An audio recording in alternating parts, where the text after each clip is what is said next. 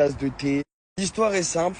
Au début de l'arrivée de Canet et Hamza dans la team Nasdaq, ils avaient ajouté Pachiko sur Snapchat pour savoir quand est-ce que Nasser était présent à Saint-Jacques, pour savoir, entre guillemets, les faits et gestes de Nasser. Jusque-là, rien de méchant, parce qu'en soi, c'était bienveillant et ils voulaient surtout savoir où était leur papa, du coup.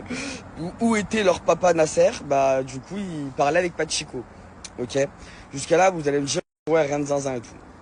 Moi aussi, je trouve qu'il n'y a rien de zinzin. Ce qui se passe, c'est que un jour, il y a eu une embrouille. Je vais pas trop rentrer dans les détails. J'ai laissé à Nasser le droit de s'exprimer et de raconter en intégralité, et il devra raconter en intégralité toute l'histoire. D'accord?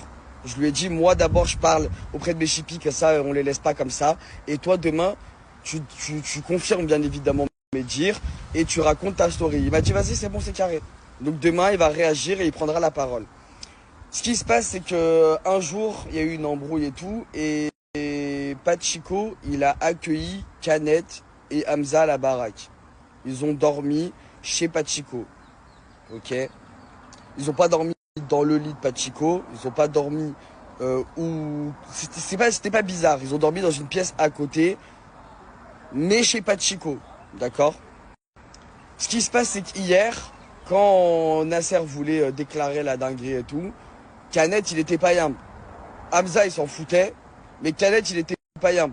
D'accord? Il voulait pas que ça lui fasse des histoires de réputation bizarre, etc., etc. Il voulait pas qu'on lui fasse une histoire du genre, ouais, t'as couché avec Canet, ou avec Canet. T'as couché avec Pachiko, ouais, Canet, il a fait ci et ça avec Pachiko et tout.